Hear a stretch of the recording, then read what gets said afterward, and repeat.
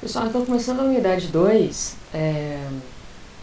a unidade 2 ela vai tratar de adaptações ao treinamento de força, né? Principais adaptações ao treinamento de força. Essas adaptações vão permear diferentes tecidos, diferentes sistemas, né? E nós vamos começar aqui falando das adaptações teciduais, né? Principalmente a adaptação do tecido muscular ao treinamento de força. Nessa unidade 2 eu vou trabalhar com vídeos mais curtos, que eu acho que vai motivá-los a assistir mais, assistir o vídeo completo. Então eu vou trabalhar com mais vídeos e vídeos mais curtos, tá? Vamos ver se vai dar certo aí dessa maneira, se vai ficar um pouco melhor do que na unidade 1, né, que tinham vídeos aí mais longos. Então hoje especificamente a gente vai falar sobre determinantes moleculares e estruturais da força, hipertrofia. E sobre atrofia, falar muito rapidamente, né, só uma pincelada, para quem não conhece o que é atrofia, porque não é o foco, né, o nosso foco não é treinar para atrofia, né, a atrofia é inclusive o resultado do destreinamento ou da imobilização, então o foco é maior, obviamente, na hipertrofia. Quando nós vimos na primeira unidade sobre a diferença de um músculo com uma fibra longa, né, e a área de secção transversa pequena, para um músculo com maior área de secção transversa e fibra mais curta, nós identificamos que músculos com fibras mais longas são músculos que geram menor força, mas que produzem força com maior velocidade, né? Então, a velocidade, ela é parcialmente determinada pela quantidade de sarcômeros em série.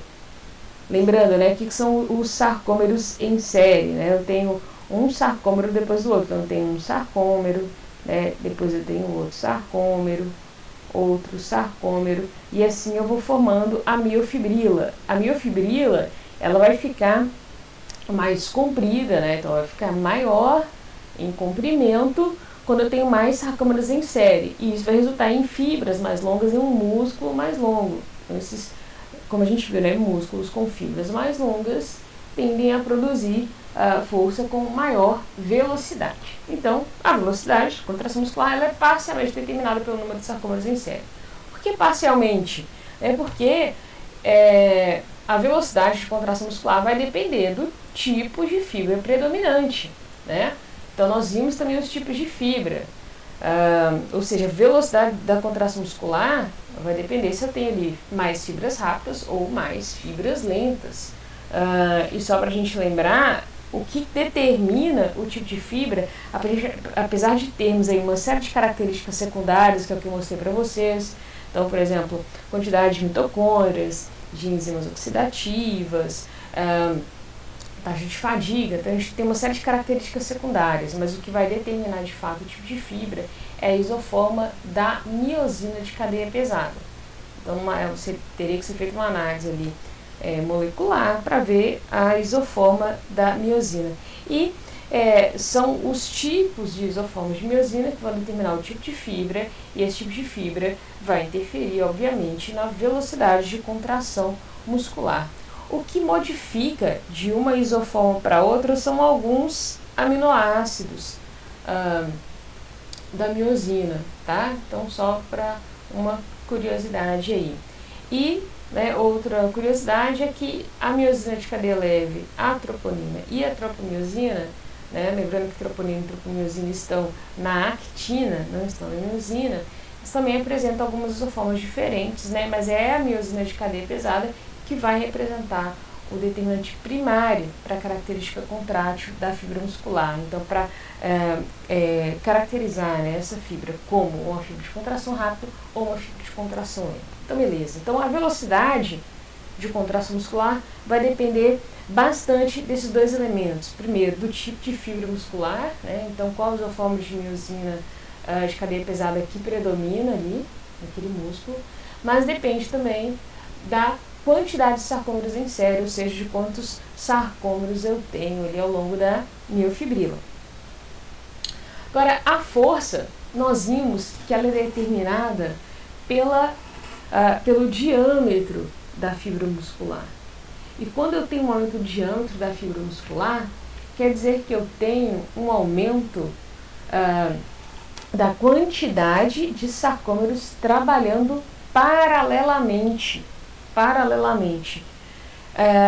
E esses sarcômeros, né, nós já vimos ali que o sarcômero é a menor unidade contrátil do músculo esquelético, e eu tenho ali no sarcômero os discos Z, que delimitam esse sarcômero, e ele é composto por dois miofilamentos contráteis importantes, que é o miofilamento de actina e miosina.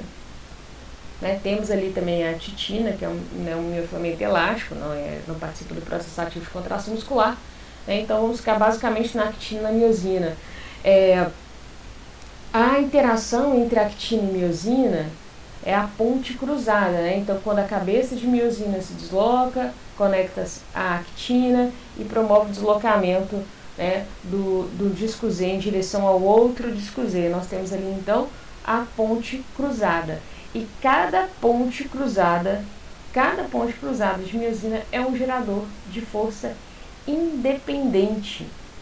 E vejam só, nessa imagem aqui, eu trouxe uma ilustração para vocês terem uma ideia. Cada um desses elementos aqui ilustrados na figura é uma cabeça de miosina, e cada uma dessas cabeças de miosinas forma uma ponte cruzada. E cada ponte cruzada é um gerador de força independente. Então veja só, eu tenho aqui, ao longo de toda essa cadeia aqui, um miofilamento de miosina, que vai aqui até o final, ó. Termina aqui. É difícil a coordenação. Termina aqui. E ao longo desse miofilamento de miosina, eu tenho inúmeras cabeças que vão formar pontes cruzadas. E cada cabeça dessa que se conecta à actina é um gerador de força independente. Mas, obviamente, cada cabeça de miosina que se conecta à actina formando uma ponte cruzada gera um valor de tensão muito baixo. Né? Então, o resultado da força que nós produzimos pelo músculo esquelético acontece em função de inúmeras pontes cruzadas se formando ali ao mesmo tempo, né? Mas se cada ponte cruzada é um gerador de força independente, o que faz com que o músculo seja capaz de gerar mais força?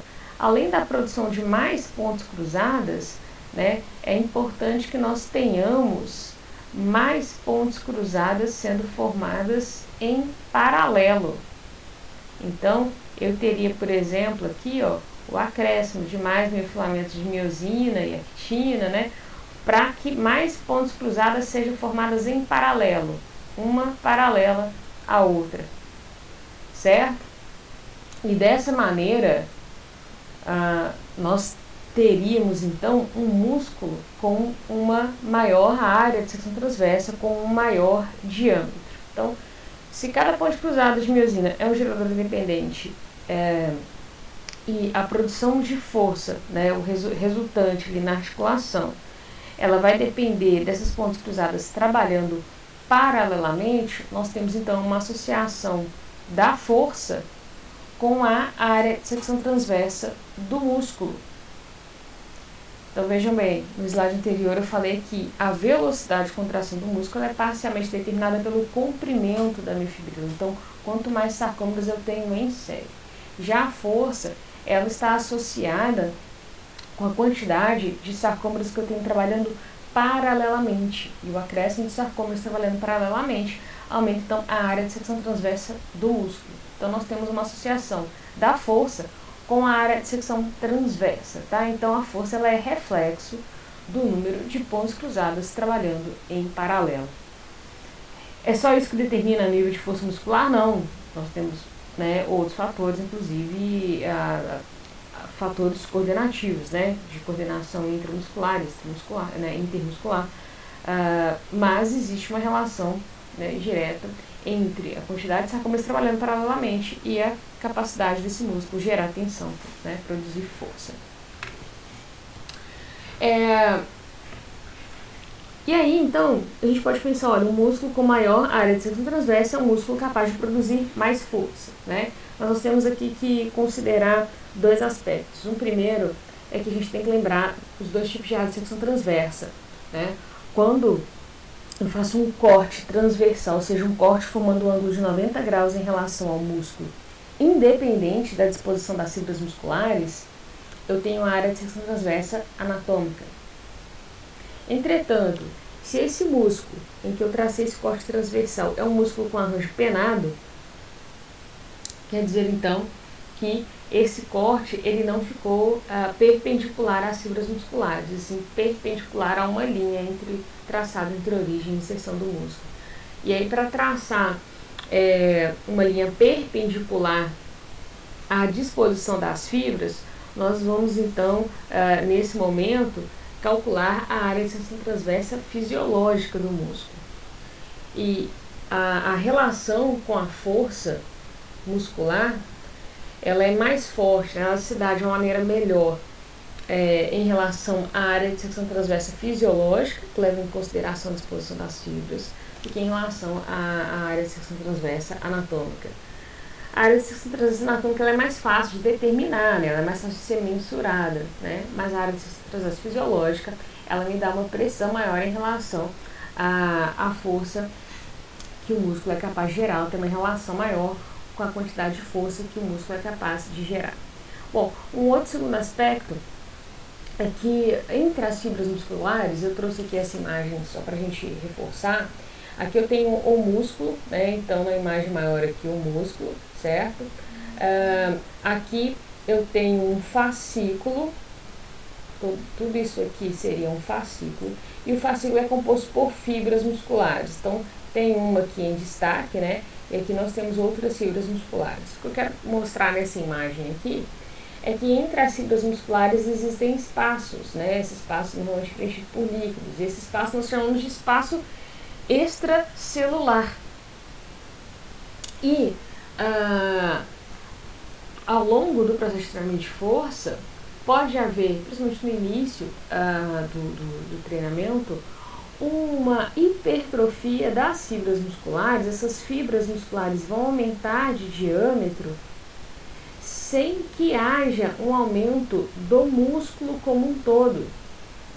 Mas como que pode, né, as fibras aumentarem o diâmetro e o músculo não aumentar o diâmetro como um todo? Então acontece uma ocupação desse espaço extracelular.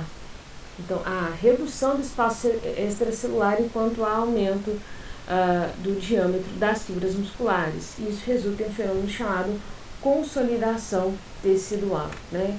Então, o percentual de espaço extracelular dentro do músculo, ele vai reduzir, né?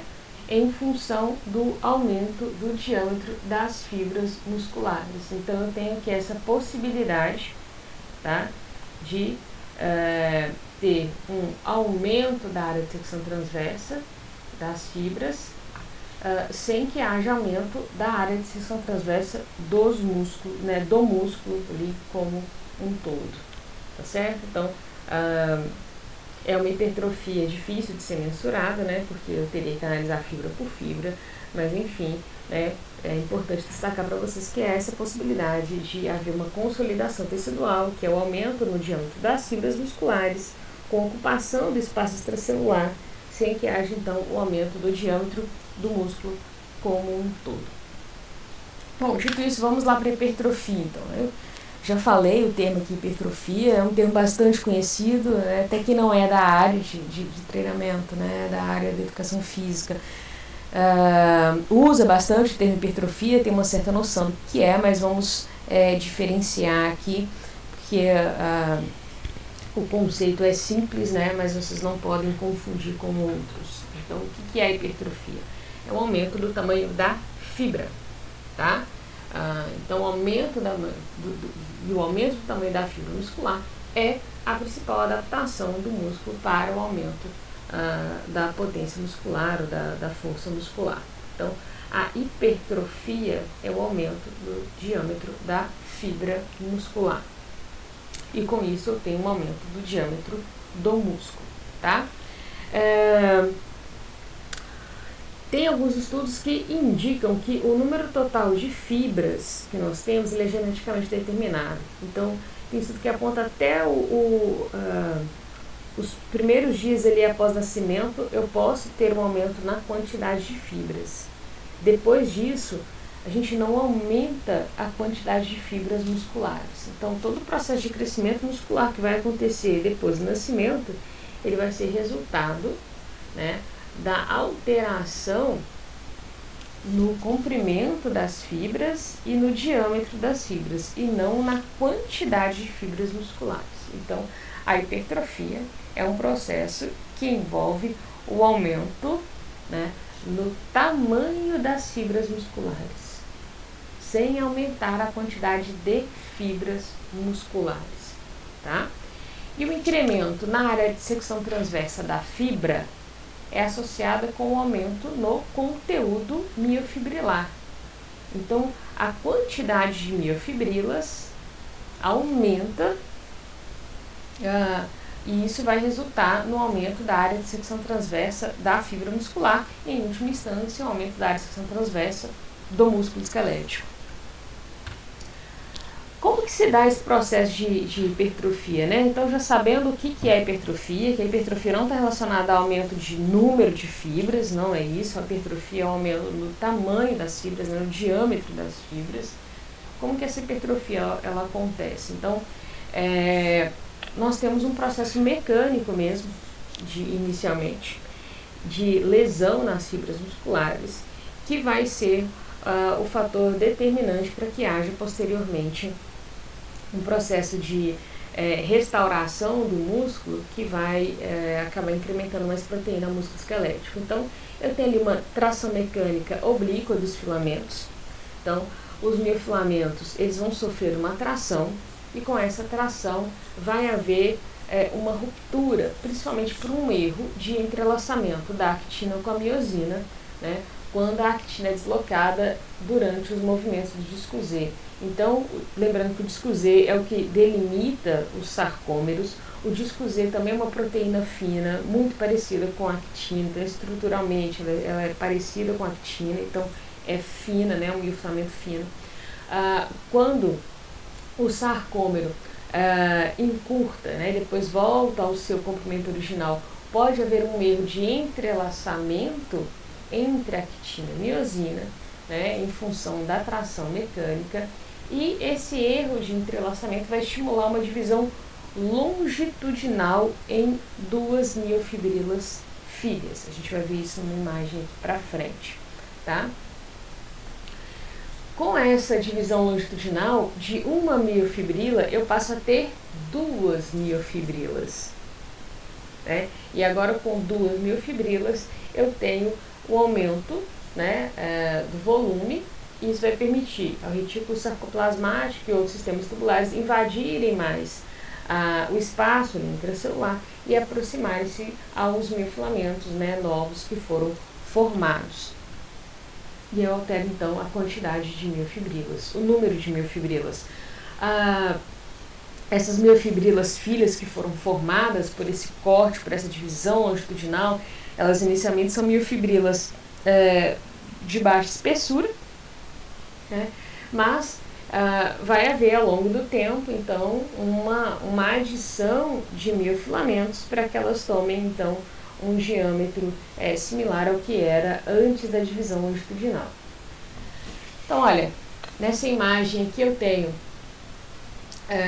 um sarcômero aqui, então aqui é um disco Z, aqui outro disco Z, ok? E aqui outro disco Z. Então eu tenho dois sarcômeros, 1, 2, tá? Então isso aqui é um sarcômero, aqui outro sarcômero. E aqui os discos Z, que tem uma estrutura aí mais fina, né? Então vejam aqui, né, uma ilustração do disco Z e a conexão dos miofilamentos de actina com os discos Z, né? Actina, que são os miofilamentos finos. Esse músculo contrai, então o sarcômero contrai, e a gente vê aqui uma aproximação entre os discos Z.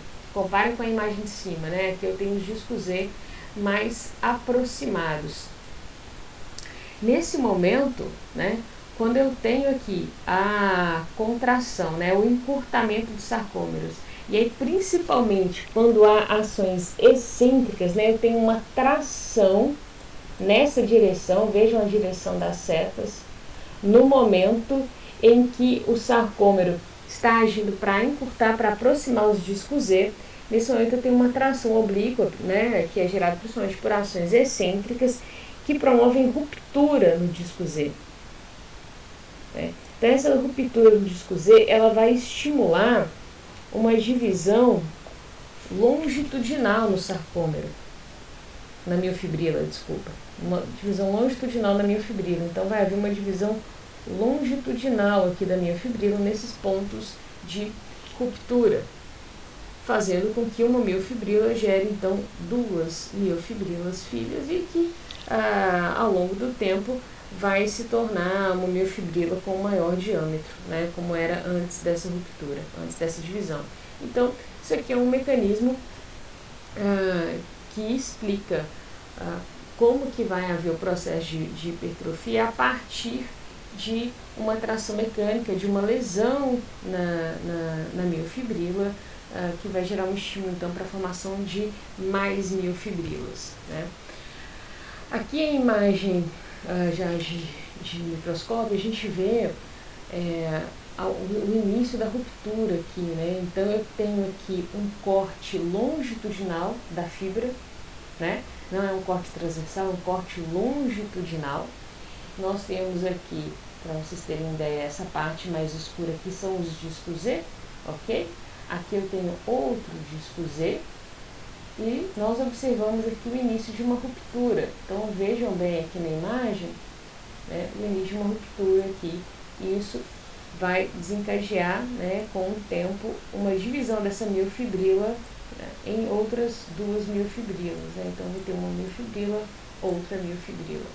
Na imagem de cima aqui a gente vê também, né, os inícios aqui de ruptura, né, com essas partes mais escuras aqui mostrando que há uma tendência aqui de divisão dessa miofibrila também, né. Aqui o disco Z, aqui outro disco Z, né. Aqui eu já tenho outra miofibrila, tá? Eu já tinha outra miofibrila separada aqui. Aqui está o disco Z, da de baixo, aqui o outro disco Z, né? E essas lesões aqui nas miofibrilas indicando possibilidade de ruptura para a formação de mais miofibrilas a partir de uma miofibrila mãe, né? Formam-se então outras duas miofibrilas filhas. Isso acontece dentro da fibra muscular. Lembrando que a miofibrila está dentro da fibra muscular. Então não tem aqui divisão celular. Isso não é um processo de divisão celular. A gente está falando de estruturas internas da fibra muscular.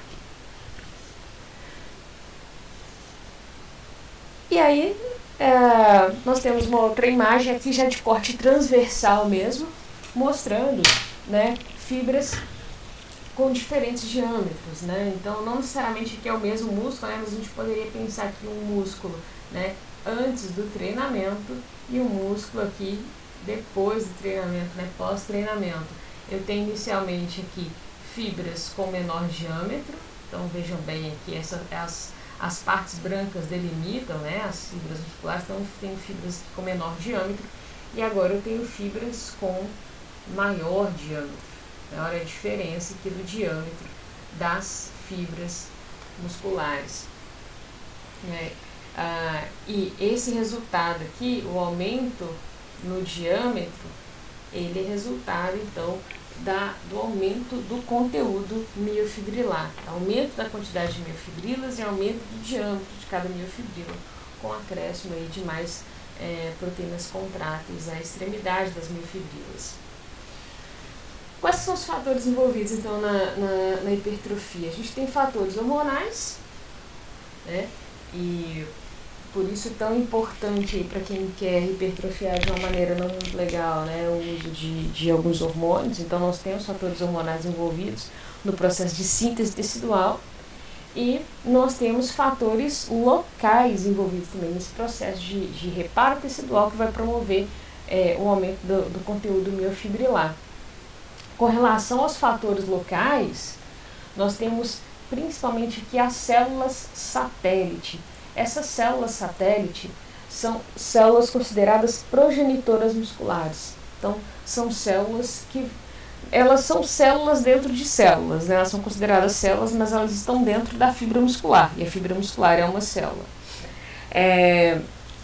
Elas vão atuar no processo de reparo, né, dos danos causados às miofibrilas. Elas vão fornecer então um núcleo para crescimento pós-natal, ou seja, depois do nascimento, né? Então, ao longo aí da nossa vida, essas células satélite elas fornecem um núcleo para continuar havendo o crescimento da fibra muscular. E são envolvidos no reparo e regeneração induzidos por lesão local das fibras. Então, o estímulo para a atividade dessas células satélites são estímulos locais ali, que acontecem em função, por exemplo, do treinamento físico mesmo. Enquanto não há um estímulo para que essas células satélites atuem nesse processo de reparo tecidual, essas células satélites elas permanecem em um estado quiescente. O que é um estado quiescente? Elas estão prontas para atuarem, mas estão como se fosse um stand-by, né? Elas ficam ali inativas, mas prontas para atuarem quando necessário, mas elas permanecem naturalmente ali inativas, principalmente nas extremidades da fibra muscular. E se há um estímulo, né, que demande a ação dessas células satélites, elas então vão atuar auxiliando no reparo do dano causado dentro da fibra muscular. Como essas células satélites estão envolvidas, né, elas são consideradas ali um fator local que auxilia no processo de hipertrofia, é interessante que nós tenhamos mais células satélite. Então, o treinamento ele também aumenta o número dessas células satélite. Bom, com relação aos fatores hormonais, a gente vai ver especificamente em um outro momento as adaptações hormonais ao treinamento de força. Então, a gente fala um pouco mais sobre esses fatores hormonais, certo? Então, mantendo aqui na célula satélite, que a gente tem uma imagem de microscópio, né? E aqui já uma imagem, uma ilustração, que seria a célula satélite. Então, aqui eu tenho a membrana da fibra muscular, né? E a célula satélite que fica ali bem próximo mesmo à membrana da fibra muscular. Então, ela fica mais da periferia da fibra muscular e fica, como eu disse, em estado quiescente, fica inativa até que seja demandada. Bom, com relação aos fatores, né, que promovem a hipertrofia, né, vocês já podem ter ouvido falar aí sobre hipertrofia miofibrilar e hipertrofia sarcoplasmática, tá? Não vou entrar então em detalhes sobre a hipertrofia sarcoplasmática e a hipertrofia miofibrilar, mas até porque tem resultados um pouco contraditórios. Então, vou deixar disponível para vocês no AVA alguns estudos, mas não vou cobrar de vocês na disciplina, né, que entendam a diferenciação e todas as questões polêmicas envolvendo hipertrofia sarcoplasmática e hipertrofia miofibrilar.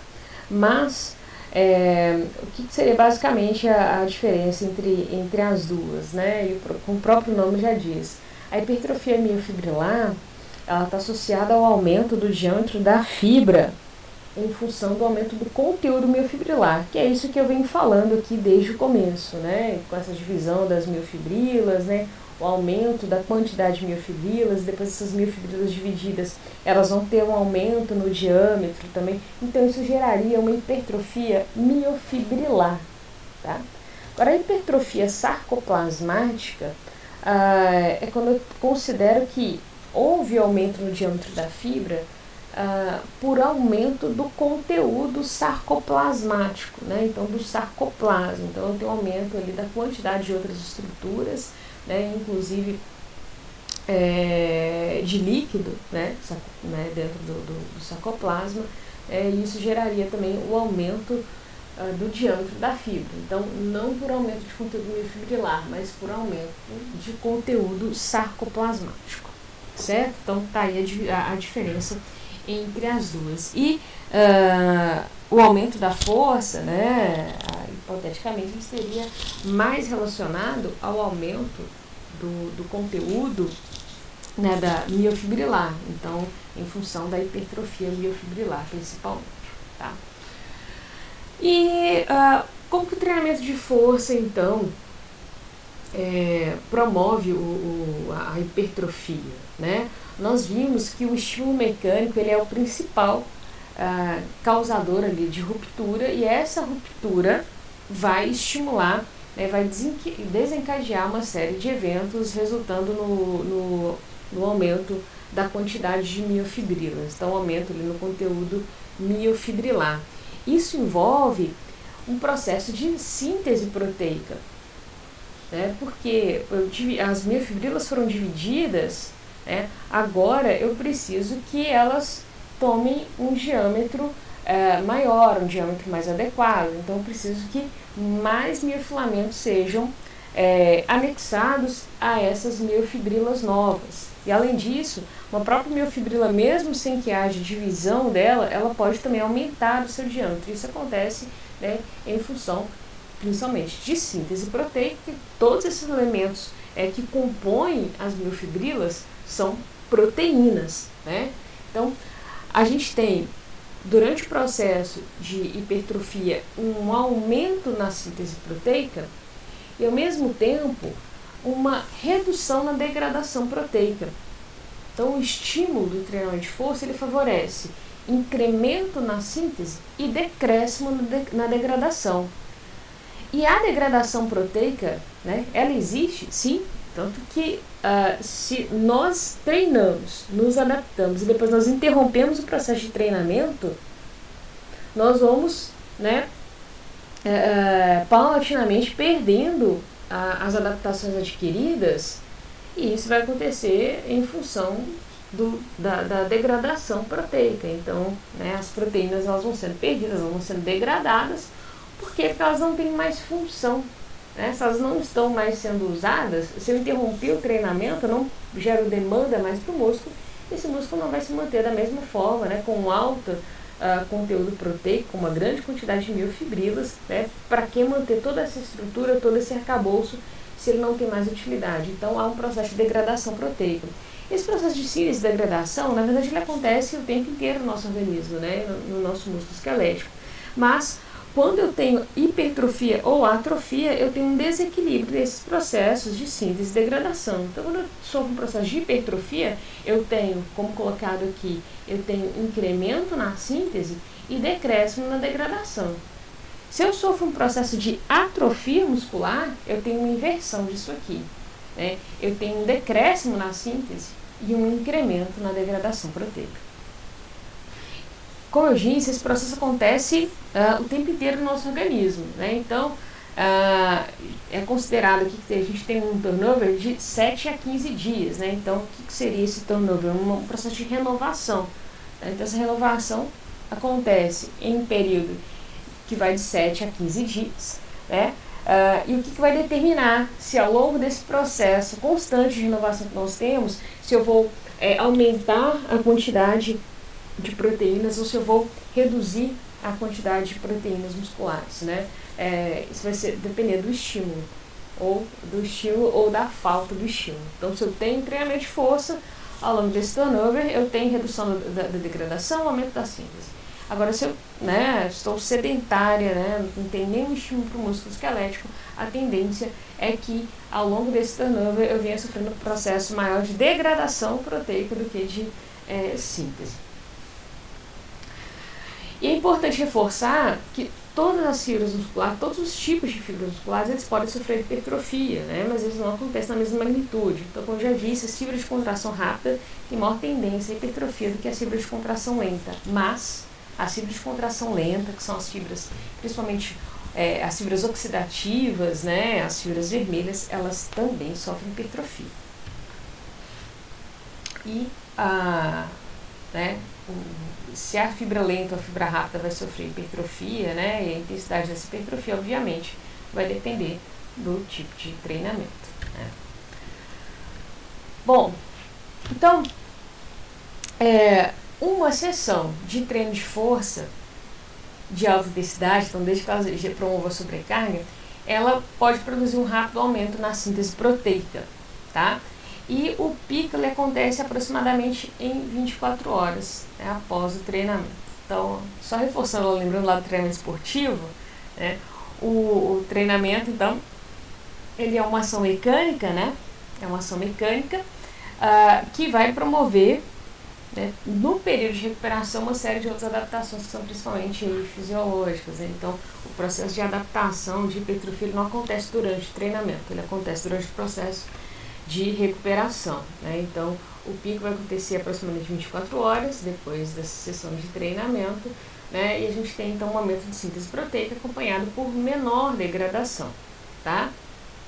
E aí eu tenho o aumento da área e número miofibrilar sem alteração da densidade. Então, eu continuo tendo, para não alterar a densidade da miofibrila, o músculo precisa expandir, né, a sua área de secção transversa. Se houver alteração na densidade da miofibrila, nós passamos a ter um mau funcionamento do sarcômero. Então, isso não acontece, tá? Então, se eu tenho, por exemplo, um aumento da miofibrila, aumento do conteúdo proteico na miofibrila, os miofilamentos de actina e miosina que são adicionados, eles são adicionados à periferia de cada miofibrila. Então, vai criar maiores miofibrilas, né, miofibrilas com maior diâmetro, sem alterar a densidade ou espaçamento ali das pontas cruzadas, né? Acho que na próxima imagem aqui não dá para perceber, mas eu vou voltar aqui para trás, só para reforçar aqui o que eu estou falando, porque esse aspecto da densidade é importante, tá? Então, ó, pegando essa imagem aqui, quando nós falamos em hipertrofia com o aumento no diâmetro das miofibrilas, então além do aumento da quantidade de miofibrilas, eu tenho um aumento do diâmetro das miofibrilas, nós temos acréscimo de miofilamentos, né, de actina e miosina à periferia do sarcômero. Então, na periferia aqui da miofibrila, na verdade. Porque eu não posso simplesmente enfiar mais um miofilamento fino de actina ou mais um miofilamento grosso de miosina aqui no meio, porque vai alterar a mecânica de funcionamento das pontas cruzadas.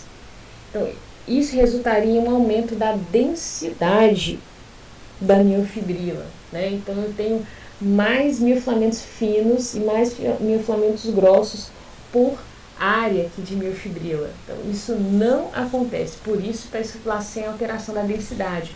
Porque esse espaço entre um miofilamento grosso e um outro miofilamento grosso, ele é um espaço ideal para que entre um miofilamento fino e outro miofilamento fino, né, entre uma actina e outra, é ideal para que o miofilamento de miosina, né, ocupe e seja suficiente para a cabeça de miosina tocar na actina e promover o movimento ali durante a formação de ponte cruzada.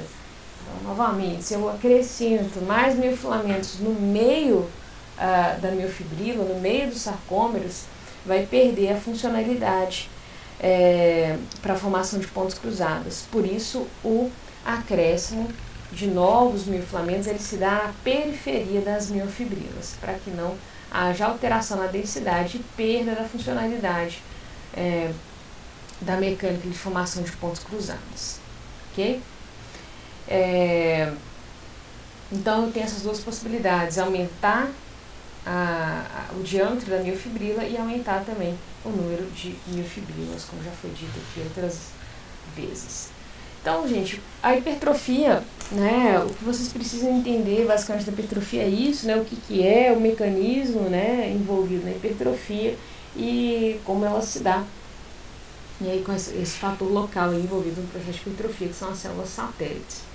Agora, como nós vimos que a hipertrofia ela promove um desequilíbrio, né, ela é resultado, na verdade, de um desequilíbrio entre síntese e degradação proteica, isso vai acontecer por um estímulo, por exemplo, do treinamento de força. Se eu tiro os estímulos mecânicos sobre o músculo, eu reduzo a demanda, eu tiro totalmente a demanda sobre esse músculo, quando acontece, por exemplo, uma pessoa acamada, né, que vai passar ali dias ou semanas na cama sem que os músculos esqueléticos sofram uma demanda para geração de força, ao longo do tempo, a tendência é que, enquanto o organismo estiver promovendo esse turnover, essa renovação, ele vai percebendo, olha, eu vou tirar aqui, estou promovendo degradação proteica, e como não há demanda, não tem por que haver uma síntese, não tem por que nesse processo de renovação eu continuar sintetizando, se não está sendo utilizado. Então, a tendência, né, com o desuso, com o destreinamento, com a imobilização, ou como acontece com pessoas acamadas, é que haja o processo de atrofia, que é redução no conteúdo miofibrilar. Então, a gente perde miofibrilas né, as miofibrilas se tornam menores, com menor diâmetro, tá? Mas eu não perdi fibras musculares, tá? Estou falando do processo de atrofia, que é um processo de redução no conteúdo miofibrilar, tá? Então, é importante diferenciar isso aí. Um termo muito comum, hein, você já deve ter ouvido falar, que é a sarcopenia, né, que acontece em idosos. Né? Sarcopenia, sarco vem de quê? De sarcômero. Né? Então a gente está perdendo sarcômeros, não necessariamente fibras musculares, são sarcômeros, elementos dentro da fibra muscular, elementos que compõem as miofibrilas. Bom, agora a atrofia, ela pode ser minimizada pelo alongamento muscular. Então, o nível de atrofia do músculo em desuso é afetado pelo grau de alongamento muscular. Então, se vocês têm aí uma pessoa acamada, uma pessoa que não pode fazer algum tipo de, nenhum tipo de exercício e tal, por não poder sair da cama, vocês podem estimular a síntese proteica com exercício de alongamento, tá? Então, tem alguns estudos que apontam que a diferença na síntese proteica comparando músculos alongados e mobilizados. Então, é lógico que não é o mesmo estímulo que um treinamento de força, mas a tração promovida no músculo durante o exercício de alongamento, ela é suficiente e significativa para reduzir a degradação proteica. Né? Ela não vai aumentar a síntese proteica da mesma forma como um treinamento de força, mas ajuda a reduzir a degradação proteica e aumentar, né, a síntese, mantendo aquele músculo, né, de uma maneira mantendo melhor a integridade do músculo, né, sem permitir que haja um processo de atrofia acelerado. Então é super importante para pessoas com baixa mobilidade, né, que ficam mais tempo na cama, que estão doentes ou passando por uma cirurgia, que haja, né, o alongamento dos principais músculos, para que haja um estímulo mecânico que vai favorecer uma menor degradação tecidual, uma menor degradação proteica e o aumento da síntese proteica. Tá? E o alongamento, ele pode induzir o aumento no número de sarcômeros em série. E o aumento do número de sarcômeros é a síntese proteica. Então, eu não vou ter uma hipertrofia muscular, mas eu estou estimulando a síntese proteica, porque o alongamento induz o acréscimo de sarcômeros em série. Então, o aumento do comprimento da miofibrila. Então, bastante importante isso aqui para quem tem alguém próximo aí que tá nessa situação, tá bom?